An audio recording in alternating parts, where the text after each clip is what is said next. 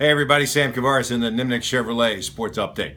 So the Jaguars are now 2-7, and Gus Bradley reiterated on Monday that Blake Bortles is their guy and that that's not going to change. And in fact, he went so far as to say that he and Dave Caldwell, the general manager, have been watching tape of other quarterbacks of the same age and experience level as Bortles, and feels like Bortles is probably right in there with all of those guys. And that's fine, except are they trying to convince us that he's still kind of in the game, or are they trying to convince themselves that he's still okay in the game? I mean, we're so used to seeing Tom Brady in previous years, Peyton Manning, and guys like Aaron Rodgers and Drew Brees play. When the ball leaves their hands, and you know the feeling, you're watching on TV, the ball leaves their hands, you expect it to go to one of their guys, or at least be closer, a 50-50 ball. When the ball leaves Bortles' hands these days, you don't know where it's going to go. You know why? He doesn't know where it's going to go. And part of it is bad mechanics, bad footwork, which leads to bad arm work. If you ever see Blake turn his shoulders this way and prepare himself to throw, he's probably going to be on the mark. Too often is he standing flat-footed, facing the line of scrimmage, and that just comes from repetition over and over and over. It's not something that you fix during the regular season. Does he probably play out the year? Yeah.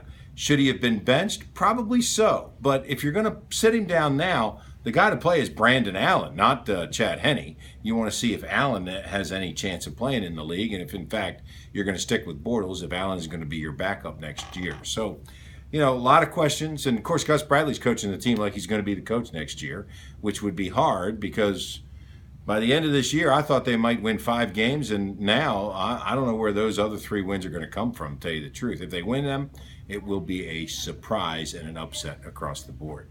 Speaking of that, the U.S. men's national team in the qualifier down in Costa Rica lost 4-0. Now, that's just embarrassing. But when you start to look at it, it might be the worst shutout loss since 1957 in Mexico. 1957 in Mexico. But we never win in Costa Rica.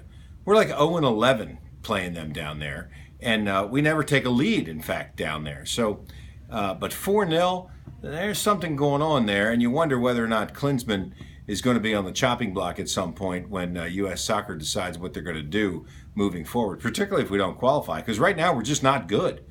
Plain and simple, we're just not very good. The question is, how do we get good? And where do we go from there? I mean, we've gone through all the coaches, whether it was Bruce Arenas or Bob Bradley and now Klinsmann. I mean, I don't know who's out there that they could possibly look at, bring in somebody from overseas. I'm not sure, but right now, U.S. men's soccer has got a real difficult time figuring out how they're going to qualify for the World Cup. I'm Sam Kavaris, and that's the Nimnik Chevrolet Sports Update.